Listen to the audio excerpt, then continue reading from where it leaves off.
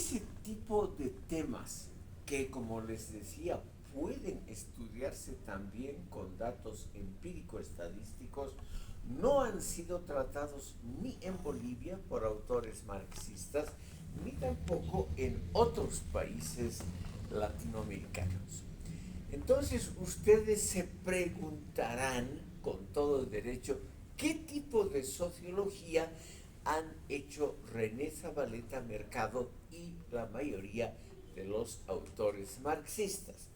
Y la respuesta, estimado público, es simple pero al mismo tiempo importante. Estos autores, que los podemos estudiar representativamente en René Zabaleta, lo que han hecho son interpretaciones de la realidad. Es decir, no han hecho la labor medio manual, yo reconozco un poco aburrida, de compilar datos estadísticos sobre esos temas ya mencionados, clásicos de la sociología, sino que se han dedicado sobre todo a interpretar la realidad, y esas interpretaciones siempre tienen un tinte político. Es decir, la interpretación nos dice hacia dónde va el país, cuál régimen político va a adoptar, cuál sería el orden social degradante que está por ser superado, cuál sería el modelo social aceptable para el futuro próximo. Son interpretaciones de la realidad. René Zabaleta Mercado, estimado público, ha sido el campeón de eso. Él, cuando era diputado y también cuando fue ministro de Obras Públicas, él nunca propuso ni impulsó un estudio empírico de sociología sobre los temas mencionados, sino que él realmente interpretó la realidad social, claro, de acuerdo a su pensamiento y doctrina. Pero él, en toda su magna obra, y en esta sesión vamos a ver la última, él no produjo ese tipo de sociología empírica, estudios de campo sobre, por ejemplo, los temas mencionados o afines. Un tema clásico, por ejemplo, hoy en día, es estudiar a ustedes jóvenes. ¿Qué quiere la juventud actual? ¿Qué metas laborales tiene? ¿De qué ingresos dispone? Esos son los temas clásicos de la sociología actual.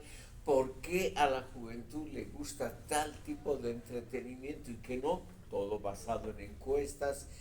Ese tipo de temas le fueron a Zabaleta simplemente indiferentes. Y él, como diputado y como ministro hasta 1964, tampoco propuso nunca que las dependencias estatales a su cargo, con una cosa que cuesta poco dinero, hicieran ese tipo de investigación. Él es el gran intérprete de la historia social boliviana, el gran pensador que sobre todo da un sentido a la historia. Interpretar, ustedes saben, tiene varias significaciones. Vamos a dejar de lado la interpretación de obras teatrales o musicales, que es hacer teatro o hacer música, pero interpretar significa explicar, dar sentido, revelar lo que está más o menos oculto o no está claro. En una palabra, explicarse a uno mismo cuál es la realidad, en otras palabras más comprensibles para uno mismo o para su grupo. Eso es interpretar. Y aquí es interesante porque Zabaleta Mercado dijo a la letra lo siguiente, cito: los hechos no están completos hasta que se los interpreta. Fin de la cita. Entonces, ¿qué quiere decir esto? Los hechos no tienen validez, no tienen vigencia, no tienen importancia, sino van acompañados de una buena conclusión, de una interpretación sobre el sentido de esos hechos. Y él vio, Zabaleta, su labor en la interpretación de los grandes hechos sociales e históricos del país, aunque evidentemente no puede ser por ello calificado como un sociólogo convencional. Pero aquí en Bolivia, por su gran labor interpretativa, se lo ha considerado siempre hasta hoy como el máximo representante de las ciencias sociales bolivianas. Y por ello, estimado público, es que tenemos que tratar sus últimos escritos en esta sesión. Quiero entrar, estimado público, a su último libro, que es sociológicamente el más interesante, Lo Nacional Popular en Bolivia, publicado después de su muerte como fragmento, y que está, por supuesto, en las obras completas que han sido editadas por la editorial Plural hace pocos años, y que es probablemente también el libro más leído de Zabaleta por ser el que da una visión integral, una interpretación de conjunto de la realidad boliviana. ¿Cómo es esa realidad en la obra final de Zabaleta? Zabaleta utiliza categorías marxistas, pero en esta última etapa de su vida, él vuelve a sus ideas nacionalistas de la juventud y él hace una amalgama entre el nacionalismo y el socialismo. Un autor importante en la actualidad, por ejemplo, ayer ha publicado un larguísimo artículo sobre el conjunto de las ideas sociales y políticas bolivianas. Ayer en La Razón, en el suplemento político de La Razón, Animal Político, hay un largo artículo de Fernando Molina que yo les aconsejaría leer, porque es como una síntesis muy bien hecha de todo el movimiento social y político boliviano, y por lo tanto es realmente una obra, un escrito muy interesante. Y este señor Fernando Molina ha escrito una biografía intelectual de Zabaleta, de donde yo tomo la siguiente idea. Zabaleta es popular entre los estudiantes, los políticos, los catedráticos y entre la gente pensante del país, porque él es la conjunción de las dos corrientes más importantes que ha tenido Bolivia en todo el siglo XX, el nacionalismo y el marxismo. Al ser Zabaleta justamente el punto donde el nacionalismo y el socialismo se conjugan, evidentemente ha creado una obra que responde, esta es la tesis de Molina, una obra que responde a las necesidades anímicas de esa masa de lectores. La masa de lectores, según Fernando Molina, por ejemplo, de los universitarios, etc., esa masa de lectores tiene, sin saberlo o sin pensarlo mucho, lo que se podría llamar un contexto nacionalista de origen, que es lo que se nota claramente en Lo Nacional Popular en Bolivia de Zabaleta Mercado. O sea, hay un contexto que trata de enaltecer una nación que ha sido discriminada, explotada, subordinada por la historia.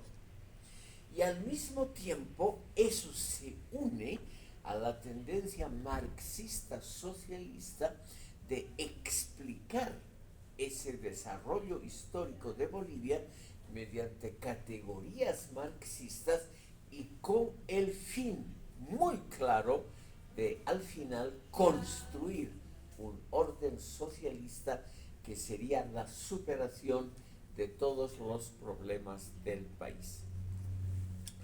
El gran problema, estimado público, y este es entre paréntesis el elemento de crítica que se puede acusar a estas tendencias, es que estas tendencias preparan todos los datos históricos, sociales, institucionales y políticos, los preparan para que concuerden con la interpretación.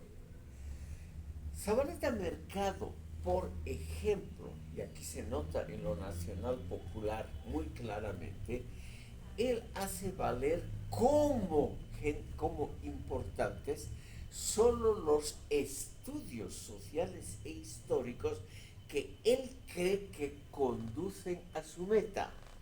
Él jamás menciona otros estudios. Ustedes seguramente, estimado público, en los antiguos billetes de 20 bolivianos han visto la figura de Pantaleón Dalense, ese economista, podríamos decir, un economista antes de que exista la carrera en el siglo XIX, que es el gran compilador de datos estadísticos bolivianos. Realmente la labor que él ha hecho en América Latina es única.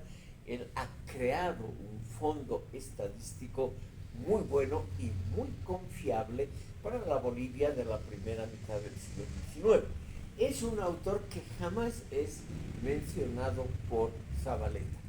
Y así muchos otros autores que se han preocupado no solamente de reunir datos, como por ejemplo Manuel José Cortés, el primer historiador boliviano, o Mamerto Oyola, el gran filósofo, el gran pensador social cruceño, o muchos otros pensadores, el general Heliodoro Camacho, que aparte de ser héroe de la Guerra del Pacífico, fue una persona que estudió la realidad y creyó que la solución para Bolivia era ingresar al mundo liberal democrático. O autores de la primera mitad del siglo XX ya, que se preocuparon por datos estadísticos, todos esos autores, por ejemplo, Vicente Vallivian, el gran investigador de estos temas, todos esos autores no son nunca mencionados por Zabaleta, porque él se refiere solamente a aquellos pocos testimonios que avalan su teoría. Y su teoría es en el fondo muy simple, similar a los otros autores marxistas latinoamericanos. La teoría dice simplemente: las clases subalternas bolivianas, mineros y campesinos, han sido explotadas de forma inicua, o sea, muy dura, por una clase de terratenientes y propietarios de minas en provecho exclusivo de ellos. Entonces, esta idea de Zabaleta está antes, se podría decir, que la compilación de datos empíricos. Entonces, la sociología zabaletiana es una sociología que de antemano tiene algunas ideas predeterminadas, muy fuertes, muy vigorosas, posiblemente correctas. Yo me abstengo de un juicio valorativo, pero son algunas ideas que dejan de lado todos los datos históricos, sociales, estadísticos, todos los datos que podrían contrariar esa idea general de Zabaleta. Y así también los otros autores latinoamericanos, o sea, es algo muy general. En lo nacional popular en Bolivia, por ejemplo, Zabaleta le da una enorme importancia a la interpretación de la Guerra del Pacífico 1879-1880, a la Guerra Federal de 1899 y a la Guerra del Chaco 1932-35. Otros fenómenos no son estudiados por Zavaleta. Por ejemplo, durante el siglo XIX, que fue económicamente muy difícil, la Guerra de la Independencia dejó en muy mal estado todo el territorio boliviano, sobre todo el territorio donde están las grandes urbes, y desconectó a Bolivia durante largas décadas, 50 años, la desconectó de los mercados internacionales. Bolivia empezó otra vez a exportar plata en grandes cantidades a partir de la década de 1870, recién. Ahí se empezó a recuperar la economía boliviana, sobre todo la economía de la plata. Esos fenómenos, estimado público, no son del interés de Zavaleta. Él quiere más bien demostrar, con su libro Lo Nacional Popular en Bolivia, cómo se ha formado ese sentimiento que él llama nacional popular y que es el sentimiento de las clases oprimidas, contraponiéndolo a las ideas, sentimientos, intuiciones de las otras clases sociales del país. En eso él sigue fielmente a sus maestros del MNR, Augusto Céspedes y Carlos Montenegro, quienes creían, por ejemplo, Carlos Montenegro, que la identidad boliviana se había formado por la lucha entre una fuerza llamada la patria y otros llamados la antipatria, o la nación contra la antinación, no dejando ningún lugar a terceras o cuartas posiciones. Entonces Zavaleta, en Lo Nacional Popular, con muchos datos interesantes, nos muestra cómo lo nacional popular, o sea, la mentalidad de las clases campesinas y mineras, como ese sentimiento colectivo, lo nacional popular, se va formando contra los intereses de la élite gobernante, de la élite terrateniente y minera desde el siglo XIX. Él muestra cómo, por ejemplo, en la Guerra del Pacífico, que es una opinión general aquí de la izquierda, esos intereses en el fondo de la clase alta colaboraron con Chile en lugar de defender la patria. Hay una famosa película de Antonio Eguino donde se muestra esa traición implícita de los Campero, Fernández Alonso, Pacheco, etcétera, los grandes mineros de La Plata, que en el fondo habrían colaborado con el enemigo porque los intereses de clase de los mineros estarían por delante de los intereses nacionales. Es algo muy difícil de probar, pero muy fácil de enunciar. Zavaleta nunca baja al nivel empírico, es decir, por ejemplo, sus tesis sobre la Guerra del Pacífico nunca están apuntaladas en decir los documentos, cartas, etcétera, firmados por Arce, Pacheco, Campero y Fernández Alonso nos demuestran la traición, sino que él presupone que su interpretación es la correcta y es una interpretación que va sobre todo de los resultados de la guerra a las conclusiones. No es un estudio que pormenoriza los accidentes de la guerra, las disensiones internas, por qué Camacho se opuso a Daza, nada de eso. Es simplemente una interpretación general y Por lo tanto, estimado público, es lo que necesita el lector normal. El lector normal se aburriría enormemente leyendo documentos históricos, leyendo, por ejemplo, notas reversales de los ministerios de Relaciones Exteriores o notas de los del Ministerio de Guerra, que se llamaba así el Ministerio de Defensa, o instrucciones a los militares que existían en papel.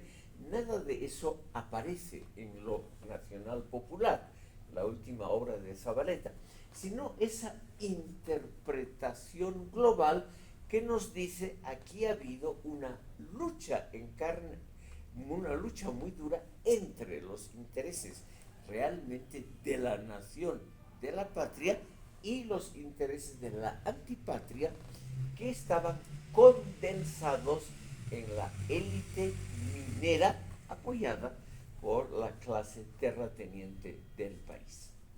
Ese es el tenor general de la obra, estimado público, cuyo capítulo más interesante y más leído es el capítulo sobre la Guerra del Chaco, porque ahí nos dice Zabaleta muy claramente: en principio fue una guerra de élites, la élite boliviana contra la élite paraguaya, por el dominio de un amplio territorio donde se suponía que habían ingentes recursos petroleros.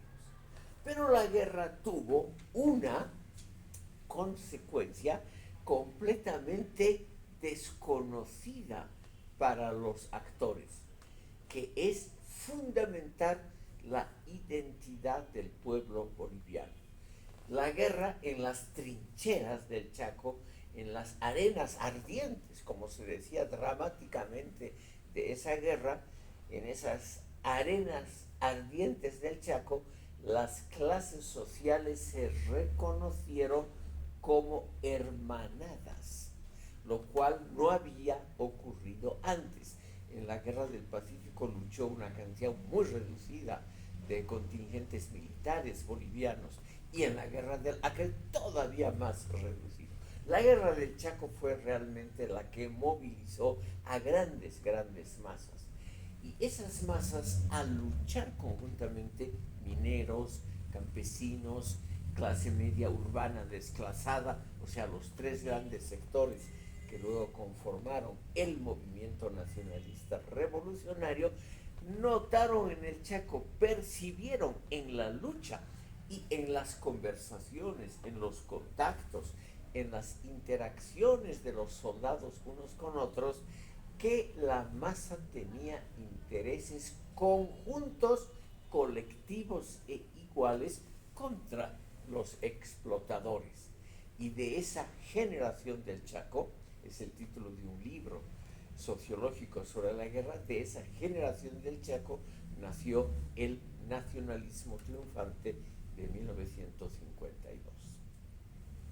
Estimado público, ese es el sentido general de esta obra, que tiene muchas observaciones muy interesantes sobre una multitud de temas, porque es una obra ensayística, literaria, no es una obra estricta de sociología.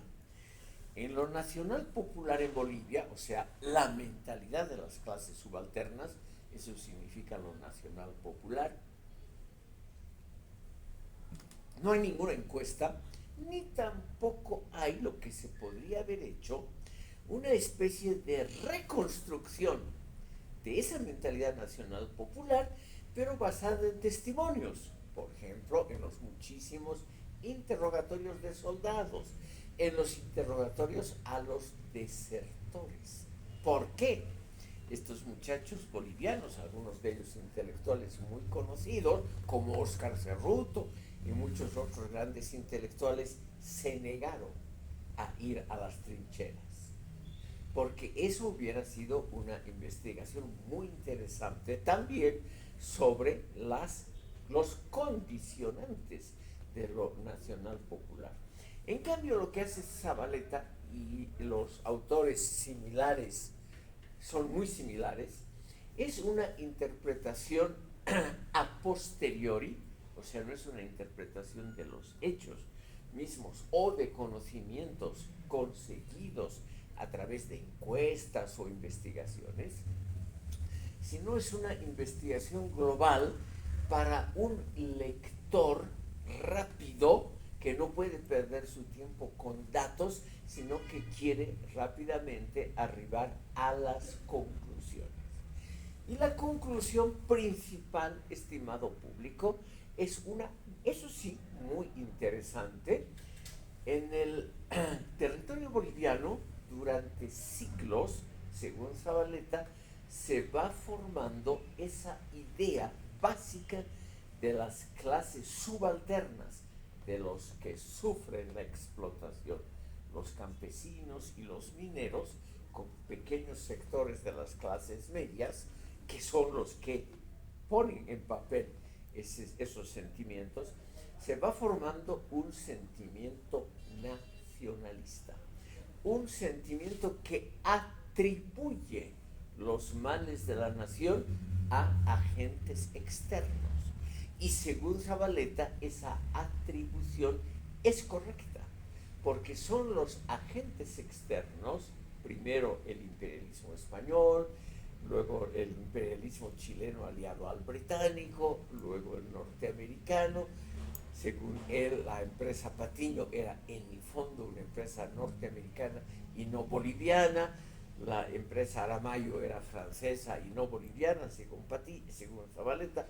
Entonces se va formando un sentimiento que atribuye la causa del subdesarrollo, de los males bolivianos, a la acción de factores externos. Y por lo tanto, ¿qué es lo que hay que hacer y lo que se hizo, según Zabaleta, a partir del 52? Echar, rechazar a esos factores internos fuera del gobierno, fuera de las directrices del desarrollo de Bolivia, y pensar en un desarrollo de adentro para afuera, un desarrollo que esté fundamentado en las necesidades del país. Y según Zabaleta, la reforma agraria y la estatización de las minas fueron los dos grandes componentes de esa mentalidad, de ese enorme movimiento nacional popular que estalló en 1952 exitosamente. Lo que Zabaleta concluye, estimado público, y aquí es una parte actualizada, que parece actualizada de su obra, muy interesante, es la siguiente. El MNR, o por lo menos sectores del MNR, traicionan la ideología y las metas supremas históricas del propio partido. Según Zabaleta, la revolución que hizo el general René Barrientos Ortuño el 4 de noviembre de 1964, esa rebelión fue posible solo porque el MNR se dividió y traicionó su misión histórica. Esa misión histórica, y eso lo explica detenidamente, era hacer avanzar del nacionalismo al socialismo. O sea, el nacionalismo, que es lo que alimentaba al MNR en su propio nombre, Movimiento Nacionalista, etc., el nacionalismo tenía que ser solo una etapa transitoria hacia un fin superior. Y ese fin superior tenía que ser naturalmente el socialismo. Entonces, como ven ustedes, se trata de una obra que en el fondo no es sociología clásica, porque no hay ningún estudio sobre los problemas convencionales de la sociología, por ejemplo, migraciones internas, niveles educativos, niveles de ingresos, no hay nada de esos temas, sino que hay una reflexión muy personal y con pasajes muy interesantes está lleno de como... Es un manuscrito que no fue pensado para publicación. Él murió en medio de la redacción de ese manuscrito. Es un manuscrito que contenía miles de pequeñas ocurrencias, como hace todo escritor, y él seguramente pensaba ordenar, y al ordenar dejar de lado lo circunstancial. Pero como nadie se ha atrevido a hacer eso, con toda razón, entonces la publicación que hoy tenemos de lo Nacional Popular incluye numerosas digresiones, es decir, reflexiones que se le han ocurrido a él, que son todas muy interesantes, pero que se alejan un poquito del tema central. Por ejemplo, la más famosa, él discute por qué la élite chilena en 1879, durante la Guerra del Pacífico, por qué la élite chilena tenía ideas más claras y más modernas que la élite peruana que gobernaba el Perú, y obviamente que la élite boliviana. Él, por ejemplo, describe, que no tiene que ver mucho con Bolivia, él describe elementos internos de la formación educativa y de los modelos educativos de la élite chilena.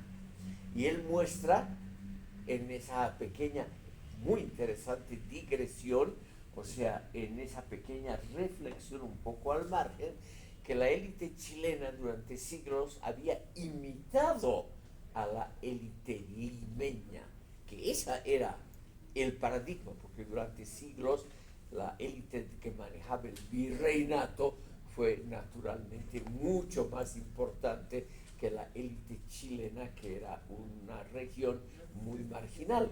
Pero con el tiempo las cosas se invirtieron.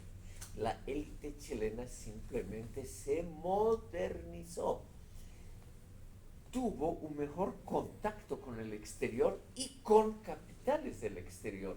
En cambio, la élite peruana, la élite limeña, siempre permaneció durante el siglo XIX como una élite provinciana, sin contactos y sin las grandes ideas de modernización como la élite chilena.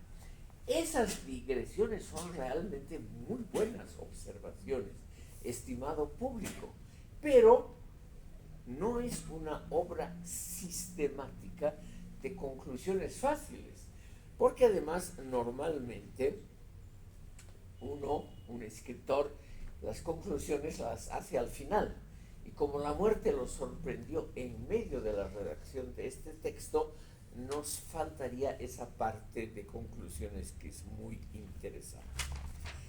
De todas maneras, para cerrar este capítulo sobre lo nacional popular, estimado público, lo interesante de esta obra es una reflexión fundada en muchos datos dispersos sobre la mentalidad de las clases populares. Y esa mentalidad, que él la llama lo nacional popular, es naturalmente una mentalidad adelantada a su época. Esa es la gran tesis de Zavaleta, sobre todo los mineros. Hay que considerar que él no vivió, él murió antes de la debacle de la minería boliviana en 1985 y de la enorme reducción del proletariado minero a partir de entonces. Él todavía en esta obra hace un encendido elogio, como en todas sus obras anteriores, del proletariado minero. Y eso que él, como les dije, nunca hizo un estudio empírico. Siendo ministro de Minas y Petróleos, por ejemplo, no se le ocurrió, o no tuvo tiempo, no tuvo dinero, eso no se sabe, estudiar por medio de una encuesta qué es lo que realmente pensaban los mineros sobre su trabajo, sobre el futuro del país, etc. Él interpretó lo que posiblemente pensaban los mineros. Entonces, tenemos aquí el carácter general del libro. Él obviamente reconstruye, y yo diría con mucha fidelidad, lo que es lo nacional popular en Bolivia. Esa mezcla de nacionalismo, antiimperialismo e ideas utópicas sobre un futuro que está al alcance de la mano. Pero, estimado público, al mismo tiempo él interpreta, pero no fundamenta empíricamente en qué se basa para llegar a esas conclusiones sobre la mentalidad popular. Quiero mencionarles algo muy importante que se deriva de esta obra. Zabaleta Mercado, estimado público, creyó siempre hasta el fin de su vida que el proletariado minero era la clase, en términos marxistas, la clase universal del país, por ser la más sufrida, por contener en sí misma el mayor sufrimiento, las alienaciones modernas. Cuando esa clase llegue al poder, se emancipe, se libere de esas alienaciones, va a producir un régimen favorable a todos los bolivianos. Es la clásica opinión marxista sobre la función histórica del proletariado. Según Marx, el proletariado al llegar al poder iba a ser la clase universal porque ya no iba a oprimir, a explotar a otra clase por debajo suya, sino que iba a construir un régimen de igualdad entre todos los seres humanos sin relaciones capitalistas. Zabaleta creyó hasta el fin de su vida que esa iba a ser la misión del proletariado boliviano. Como ven ustedes, estimado público, es una interpretación, no es algo que se pueda concluir, que se pueda inferir de los datos de la vida cotidiana de los obreros de las minas. Es una interpretación muy popular en la época. Es decir, muchos pensadores como él han creído lo mismo. La solución a los problemas del país era una solución socialista donde la clase más explotada se convertía en la clase gobernante, lo cual no ha ocurrido en ningún país del mundo. No han sido tampoco los sufridos trabajadores de fábrica los que tomaron el poder en la joven Unión Soviética en noviembre de 1917, sino la jefatura del Partido Comunista, que no había entre ellos absolutamente ningún proletario. Pero aparte de esa idea zabaletiana de la centralidad del proletariado minero, podemos, estimado público, ver otro detalle muy importante. Zabaleta nunca creyó ni tuvo ninguna palabra amable sobre el campesinado boliviano. Esa enorme clase le dejó simplemente frío porque el marxismo clásico no la había considerado como la clase revolucionaria, como la clase universal por excelencia, ni nada por el estilo. Entonces los movimientos cataristas, indianistas, posteriores en Bolivia, como por ejemplo la obra de Fausto Reinaga, ahí no vamos a encontrar referencias a René Zabaleta Mercado. En ese sentido, estimado público, no hay duda que la obra de Zabaleta tiene más bien un valor histórico. Nos muestra lo que pensaban los intelectuales bolivianos del siglo XX hasta más o menos 1984-85, donde, como ustedes saben, en el 85 se introduce un régimen neoliberal que dura 20 años. Visto esto, estimado público, podemos decir lo siguiente. Con esto hacemos una especie de resumen del aporte de Zabaleta a las ciencias sociales bolivianas. Es una gran labor de interpretación, pero no una labor de compilación, de acopio de datos empíricos como hace actualmente la sociología.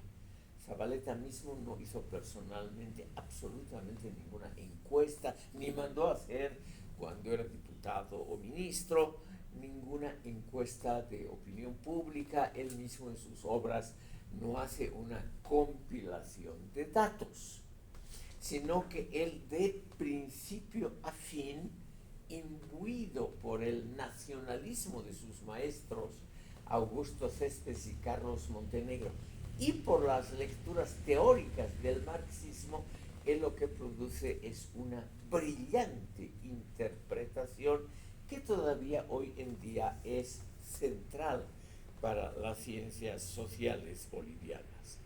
Por eso, estimado público, es importante estudiar esta obra.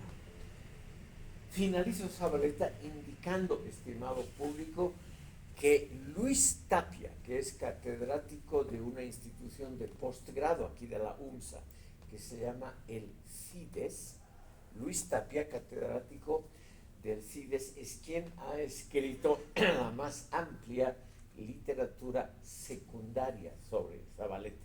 Es un zabaletiano en teoría, es alguien que realmente ha tratado de actualizar a Zabaleta para nuestro siglo XXI.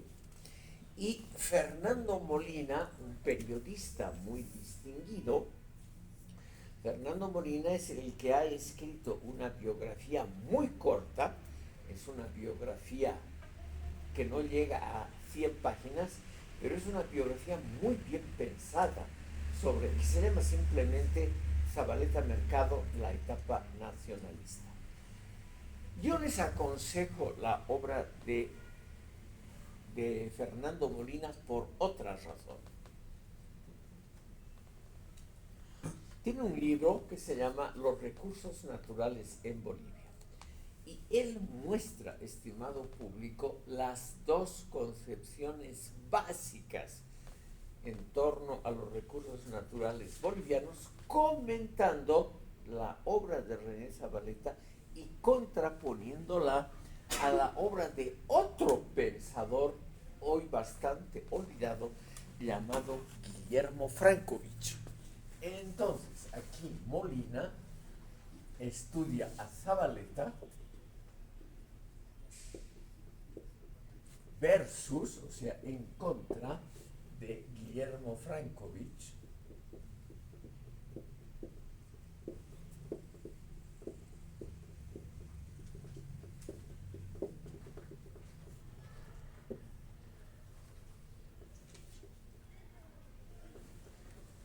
para mostrarnos un problema sociológico muy interesante.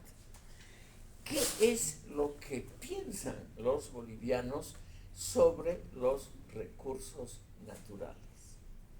Imagínense ustedes, estimado público, este muchacho Fernando Molina, es una obra que tiene unos 10 años de antigüedad, se llama simplemente Los recursos naturales en Bolivia. Él no tuvo un equipo para hacer una enorme encuesta de opinión pública o algo así, pero él ha intuido muy bien que se pueden estudiar las concepciones colectivas bolivianas sobre los recursos naturales acudiendo a dos autores. Es una idea muy original, ustedes dirán, la base no es muy sólida. En lugar de estudiar por medio de encuestas qué es lo que piensa la población, el acudir al estudio de libros reemplazando un estudio sociológico de opinión pública no es muy serio. Pero yo les diría que este libro está muy bien pensado, el libro sobre los recursos naturales de Fernando Molina, donde él compara justamente a Frankovich, al filósofo boliviano Guillermo Frankovich, contra la opinión de Zabaleta, para lo mismo interpretar qué se piensa aquí en Bolivia mayoritariamente sobre los recursos naturales. Y aquí viene una idea muy interesante. La opinión de Frankovich es una opinión extranjerizante, antinacionalista, es una opinión racionalista pro-occidental que no toca las fibras de la nación boliviana. En el libro de Frankovich, que lo hemos comentado varias veces, Los mitos profundos de Bolivia, Frankovich también, sin ningún estudio de fuentes, simplemente interpretando, él cree que el mito profundo por excelencia de Bolivia es la creencia general de que este país es riquísimo en recursos naturales y que lamentablemente las élites políticas y sociales, en connivencia con los intereses extranjeros, han arruinado esa producción y la han explotado en beneficio propio y no en beneficio de la nación. Además, aquí viene lo esencial. Frankovich cree que ese mito es falso, es decir, que no hay esa riqueza gigantesca en recursos naturales, sino que Bolivia es un país normal, que tiene algunos recursos, pero ninguno en demasía, y que lo único que se puede hacer es trabajar la tierra y los recursos como ha hecho todo país, poco a poco, con un esfuerzo continuo. En cambio, Zabaleta cree, y eso él empieza uno de sus libros justamente, mencionando que Bolivia le debe todo al Cerro Rico de Potosí. Zabaleta cree que es un país riquísimo, asentado en una enorme montaña de plata, un metal precioso, sobre todo para la acuñación de moneda en todo el mundo, usado hasta la invención del papel moneda. Un país riquísimo, pero cuyos recursos han sido aprovechados por élites indignas y élites favorables a intereses extranjeros, y que por lo tanto la solución no es el trabajo cotidiano en muchos rubros, sino la estatización de las minas y poner a esa riqueza enorme bajo el control del Estado y de los que manejan el Estado, como él, cuando fue ministro de Minas.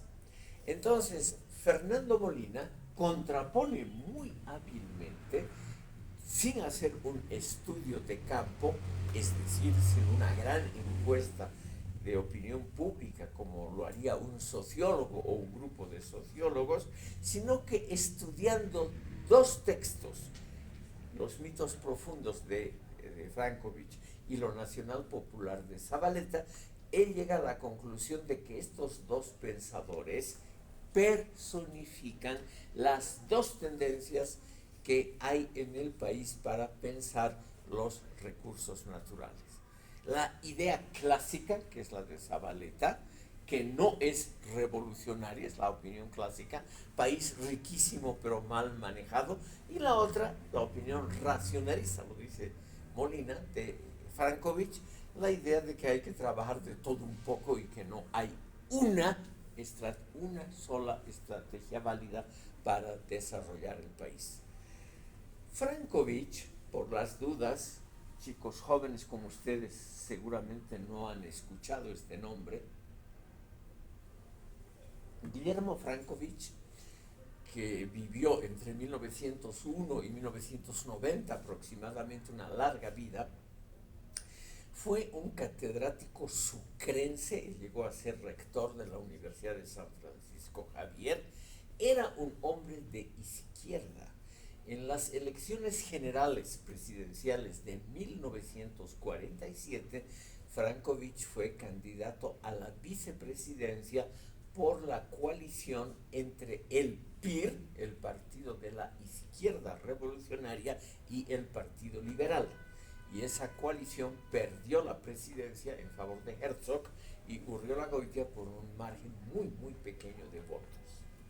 Frankovich era, por lo tanto, un hombre de ideas más o menos progresistas, pero él no creía en esa idea de que el país es riquísimo, que basta horadar cualquier lugar para encontrar minerales, petróleo, gas, etc.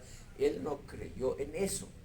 Y él tenía la idea clásica racionalista de que la prosperidad de un país es un trabajo de siglos en todos los campos, un poquito, o sea, una cosa altamente diversificada, sin pensar en que un producto, los minerales, iban a dar la prosperidad al país. En cambio, Zabaleta creyó, estimado público, que lo que Bolivia necesitaba era poner a la riqueza por excelencia del país, las minas, bajo el mando del Estado y del Partido Revolucionario, o sea, de él y de sus amigos, y con los recursos gigantescos que iban a rendir las minas estatizadas, hacer progresar al país.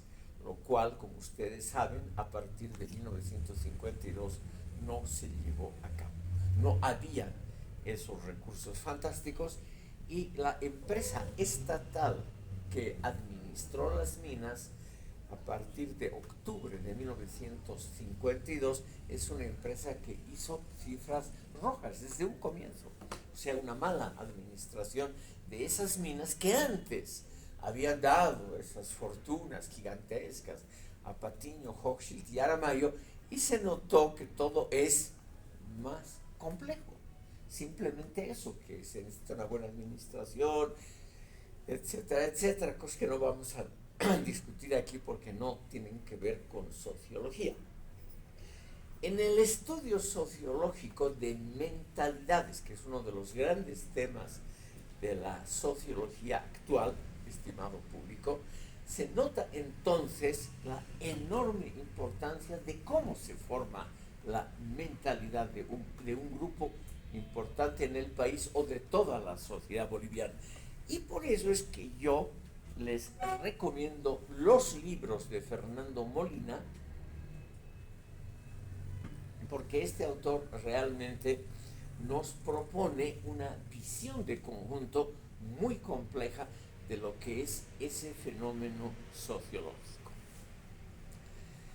Por cuestiones de tiempo, estimado público, veremos rápidamente cómo, y con esta sesión terminamos de ver el marxismo latinoamericano, cómo esta tendencia ha sido trabajada en otros países de América Latina. Quiero introducirles sobre todo a los dos marxistas más conocidos, digamos, de los últimos tiempos, que son los argentinos José Aricó y Martín Cortés, ambos fuertemente influidos por un pensador que también aquí en Bolivia es realmente de gran influencia, que es Louis Althusser, un pensador francés del cual ya hemos hablado en sesiones anteriores. Me permito recordar solamente a ustedes por qué Althusser fue tan popular aquí en América Latina, mucho más popular que en Francia o en Europa Occidental o en Estados Unidos, para no hablar de la Unión Soviética, donde nunca lo tomaron en serio.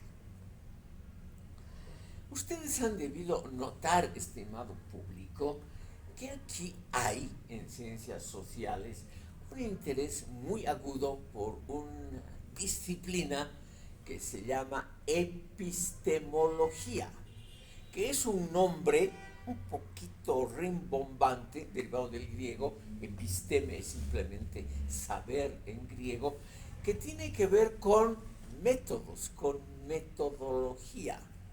Y esto es un problema sociológico muy interesante de las ciencias sociales por lo siguiente. En América Latina, con mucha razón, a los jóvenes de ciencias sociales quisieran tener un instrumento eficaz e infalible para conocer la realidad. Eso es muy humano. Nosotros, los seres humanos, queremos conocer la realidad de una manera fidedigna y además rápida. No podemos perder nuestro precioso tiempo. El tiempo es siempre el recurso más valioso por ser el único irrecuperable.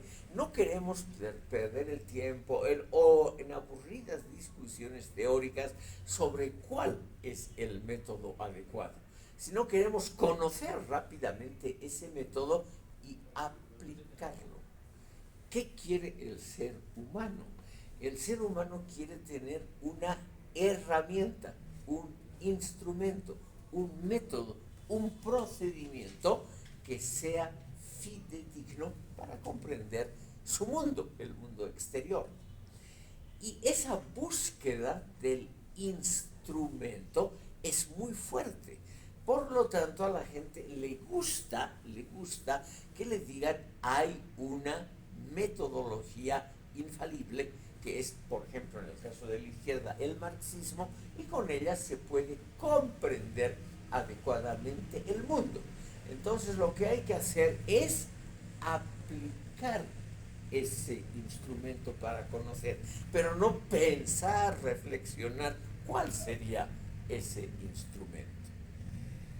Fernando Molina, que ha escrito un hermoso ensayo sobre su vida intelectual en el libro Conversiones, explica que él estuvo largamente dentro del Partido Obrero Revolucionario que es un partido, como ustedes tal vez saben, un partido trotskista, fuerte sobre todo en medios universitarios. El partido nunca tuvo mucho peso en sectores fabriles o en otros sindicatos. Fue siempre muy fuerte en el medio universitario. Y Fernando Molina cuenta en esa autobiografía que Guillermo Lora, el jefe indiscutido del partido, les decía siempre a sus acólitos: no hay que pensar en la gran teoría o en la discusión del método, eso ya está resuelto. Los padres fundadores del marxismo ya han inventado o han descubierto el método. Lo que hay que hacer es aplicarlo, pero obviamente aplicarlo creativamente. Pero el método ya está descubierto. Lo que hay que hacer es estudiarlo y aplicarlo. Esa idea, estimado público, es lo popular, es precisamente lo que la gente quiere, porque la gente sabe, como les decía, que no hay tiempo para todo y que hay ya un método que se debe aplicar correctamente y así conocer el mundo. Eso es lo que ha hecho Althusser y por eso la enorme popularidad de este autor, sobre todo en América Latina. Él ha descubierto, este señor Althusser, que Marx tuvo dos etapas. Es un tema que ya lo hemos tratado en una sesión anterior: una etapa humanista de juventud y una etapa científica del Marx maduro. Y Althusser dice: esa etapa humanista tiene que ser desechada porque no es científica y sobre todo porque el Marx maduro ya inventó el método correcto para comprender el mundo, o no inventó, mejor dicho, ya descubrió el método dialéctico materialista para comprender el mundo. Imagínense ustedes largos y complicados textos de Althusser para demostrar que ya hay un método correcto. Esa idea es la popular. Ya hay un método siempre correcto, por lo tanto científico, el del Marx maduro, para comprender el mundo, y no el humanismo del joven Marx. Y esto concuerda con las ideas: hay que luchar efectivamente, como quisieron los movimientos revolucionarios, el más famoso Che Guevara. Hay que luchar porque ya está claro el camino, ya hemos descubierto el método, lo hemos aplicado, ya sabemos cómo es la realidad, ahora simplemente hay que luchar por conseguir la construcción del socialismo según parámetros ya establecidos, lo cual nos ahorra el tener que pensar sobre métodos, sobre si una teoría es aplicable o no. Guevara, por ejemplo, nunca se hizo la pregunta si el marxismo es aplicable o no en América Latina. Él creyó que sí, y eso bastaba para creer que esa era la doctrina correcta. Él nunca se hizo la pregunta, ¿lo que se hace en Cuba es realmente lo correcto? ¿La construcción del socialismo en los otros países ha sido tan beneficiosa para la población? Él jamás se hizo ese tipo de preguntas que podrían afectar al método. El método era lo correcto, lo que había que hacer era aplicarlo mediante la praxis, que puede ser naturalmente muy complicada y muy dura. Pero esa idea que yo, estimado público, en un arranque de arrogancia, yo llamaría dogmatismo, el que ya tiene uno el pensamiento correcto, eso ha sido y es inmensamente popular en América Latina. Por ello, la popularidad de Althusser y todavía la vigencia de pensadores marxistas. No son los únicos. El Perú ha dado con José Carlos Mariátegui y con Carlos Franco otros pensadores marxistas muy importantes. Simplemente, como no son de primera línea, no los vamos a estudiar detenidamente. Vamos en una sesión posterior, al ver el indianismo en la actualidad, vamos a volver a Mariátegui.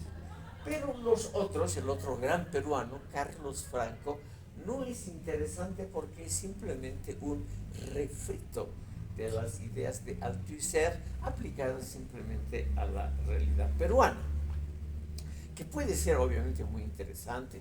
Carlos Franco ha descubierto que se puede unir el psicoanálisis freudiano con el marxismo para comprender la realidad de los explotados, de los hermanos explotados del Perú. Podemos dedicar, si ustedes quieren, una sesión a esa temática, que a mí me parece muy interesante, pero que sale un poquito del reducido programa de este curso. Lo que yo les quiero mostrar es que estos autores tienen una meta que siempre es indispensable tener en la mente. Ellos quieren actualizar, renovar, modernizar el marxismo. Porque eso, estimado público, es algo muy humano y muy importante. Todas las teorías envejecen, todas, incluyendo naturalmente el marxismo. Todas las teorías han sido diseñadas para una época específica, donde posiblemente han tenido una validez, una vigencia fuerte. Pero como el tiempo es inexorable y sigue pasando, obviamente hay la necesidad muy humana, sin abandonar el núcleo de la teoría, de la gran teoría, hay la necesidad de amoldarla, adaptarla, modernizarla, actualizarla a las necesidades del presente. Y eso es lo que hacen estos autores.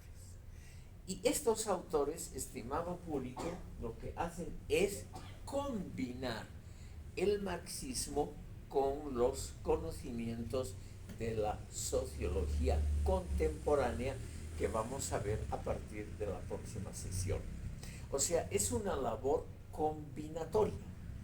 La sociología tiene ese gran mérito de producir material empírico, datos empíricos importantes. Como les dije, los datos más importantes: estructura social, migraciones internas, nivel de ingresos, nivel educativo, todas esas cosas muy usuales. Eso no ha sido estudiado por Marx, pero los marxistas, sobre todo José Aricó, comprendieron que era indispensable actualizar el marxismo usando parcialmente los conocimientos de la sociología y de otras ciencias como la antropología, etcétera, para que el marxismo sea realmente algo actualizado y algo operante en la vida contemporánea.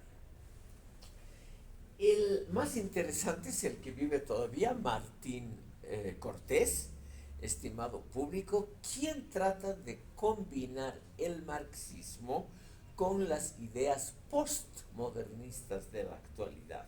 A eso vamos a dedicar un capítulo, cómo el postmodernismo también ha influido sobre las ciencias sociales y especialmente sobre la sociología. Pero por razones de tiempo, estimado público, completaremos la sesión de hoy viendo todavía un esfuerzo teórico boliviano. Y naturalmente es necesario mencionar también el aporte de las mujeres a las ciencias sociales e históricas. La historiadora boliviana Irma Lorini ha acuñado la expresión nacionalismo revolucionario y lo ha opuesto también, perdón, lo ha complementado también con la expresión nacionalismo autoritario.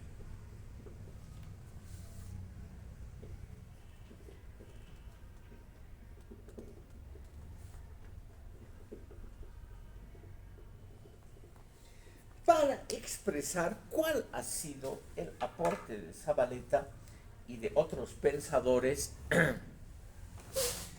para diferenciarlo del marxismo clásico. Por las dudas quiero recordar a ustedes algo que hemos tratado muy rápidamente aquí. Uno de los padres fundadores, Friedrich Engels, al final de su vida, cuando ya había muerto Marx murió en 1883, Engels murió en 1895, en esos años Engels se dio cuenta que la evolución de la sociedad, sobre todo de la británica donde él vivía, no coincidía exactamente con los pronósticos de su amigo Marx. Él nunca dejó de ser marxista, nunca criticó a Marx. Pero él se dio cuenta que la sociedad británica era una sociedad algo más compleja de la descrita por Marx en sus obras clásicas. Una sociedad donde, por ejemplo, las clases medias no se habían hundido, no habían desaparecido, como predijo Marx, y también lo mismo se puede decir del campesinado. Se había reducido, se había modernizado y se había convertido, como es ahora, en una clase pequeña pero muy exitosa en toda Europa occidental. Entonces a Engels se le ocurrió la idea de que esa sociedad capitalista avanzada no era tan terriblemente explotadora, perversa, con todos los adjetivos calificativos negativos, sino que tenía algunos elementos rescatables. Y uno de esos elementos rescatables era la institucionalidad democrática. Engels también vio que los grandes partidos socialistas, que en esa época se llamaban socialdemocráticos, como el partido alemán, que era el más grande de Europa, el que más producía teoría, es decir, era, digamos, la guía de los socialistas en el mundo, el gran partido socialdemocrático alemán, que a propósito todavía hoy está en el gobierno, el actual canciller federal alemán pertenece a ese partido, que ese partido ganaba elecciones una tras otra y aumentaba con toda claridad su caudal de votos. Y entonces a Engels y a muchos pensadores moderados se les ocurrió la idea de que se podía alcanzar el socialismo mediante el voto popular y no mediante una revolución violenta. Esto contrapuesto a la teoría marxista original. Esa idea, estimado público, de que es posible un socialismo democrático, es una idea contrapuesta a lo que podríamos llamar el equivalente boliviano de un nacionalismo revolucionario y al mismo tiempo autoritario. Entonces, lo que ha hecho la historiadora Irma Lorini es una labor de reconstrucción de lo que pensaba esa generación de Augusto Céspedes, Carlos Montenegro y otros, esa generación tan bien situada hoy en día, estimado público, en la opinión, digamos, normalita de la mayoría de los intelectuales, estudiantes bolivianos. Carlos Montenegro es uno de los grandes héroes intelectuales del país. Lo mismo el gran novelista Augusto Céspedes, que además de novelista fue uno de los inspiradores teóricos del MNR, del nacionalismo revolucionario. Irma Lorini, leyendo las cartas, todos los documentos, los muchísimos artículos de prensa que publicaron ambos pensadores, Montenegro y Céspedes, en un periódico que ya no existe, La Calle, pero que fue hace 60, 70 años extremadamente popular y bien leído, llegó a la conclusión de que los nacionalistas revolucionarios bolivianos eran antidemocráticos y proautoritarios, es decir, que no seguían a Engels en su etapa posterior, sino seguían a Lenin y a las ideas de la Revolución Rusa, a las ideas autoritarias de la Revolución Rusa, y no a las ideas democráticas del Engels tardío y de muchos líderes socialdemocráticos que pretendían la construcción del socialismo conservando la institucionalidad democrática, entre comillas, burguesa, que incluye el respeto a los partidos ajenos, la pluralidad de ideas, libertad de prensa, todos esos derechos humanos que Zavaleta dijo claramente, lo hemos visto en la sesión anterior, que eran los sueños de café de una intelectualidad que no conectaba con la realidad boliviana. Esto es muy interesante porque Zavaleta, al decir esto, el Estado de Derecho, las elecciones, el Parlamento, todo eso son invenciones de una burguesía rica y satisfecha que no tiene que ver con las necesidades del pueblo. Él automáticamente favorecía un régimen de nacionalismo autoritario, como lo ha llamado Irma Lorini. Es decir, estimado público, lo que hoy se ve en el trabajo sociológico es una visión simplemente mucho más diferenciada, más plural que antes. Antes se creía que el MNR, la Revolución Nacional, había sido algo inevitable, la gran panacea, o sea, la solución, la gran panacea universal, etcétera, etcétera. Hoy hay la tendencia a ver todo eso más diferenciadamente. Y uno de los impulsos diferenciadores es ver, estimado público, cómo se formaron todos estos pensadores. Zavaleta, Céspedes, Montenegro, Paz Estenssoro, Guevara, Arce, etc.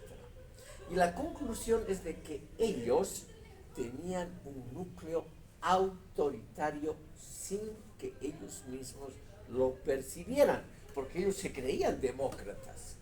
Pero ellos en el fondo, dice Irma Lorini, de muchos pensadores parecidos eran en el fondo autoritarios. ¿Qué quiere decir? Que la democracia, la pluralidad de opiniones, los derechos humanos, el Estado de Derecho, era algo muy secundario. Lo importante era la conquista del poder, el realizar grandes revoluciones, grandes transformaciones, por ejemplo, en el campo económico, y no preocuparse por ese campo político institucional que se lo consideraba muy secundario. Entonces, ¿qué hacen los marxistas actuales, como Martín Cortés? Tratan, estimado público, de incluir cosas que ahora son irrenunciables, el Estado de Derecho, el respeto a los derechos humanos, tratan de incluirlos como si fuesen partes integrantes del socialismo. Porque ellos creen, siguiendo a Althusser, que hay un Marx científico que no se preocupó por esos temas institucionales, pero que lo hubiera hecho si la vida le hubiera dado unas décadas más. Ustedes saben que Marx llegó solo a los 60 años, el pobre, y no pudo en realidad ver bien el desarrollo que ya se empezaba a percibir en los países de Europa occidental. Entonces, para concluir, estimado público, y aquí terminamos provisionalmente, siempre provisionalmente, el capítulo de los pensadores marxistas en ciencias sociales, lo que hay es un intento de actualización, renovación, modernización, y eso se hace incluyendo aspectos, fragmentos de teorías que vienen de otra parte. Por ejemplo, incluyendo, como Martín Cortés, las ideas postmodernistas que vamos a estudiar, o incluyendo, como lo ha hecho Aricó, incluyendo ideas democráticas dentro del marxismo.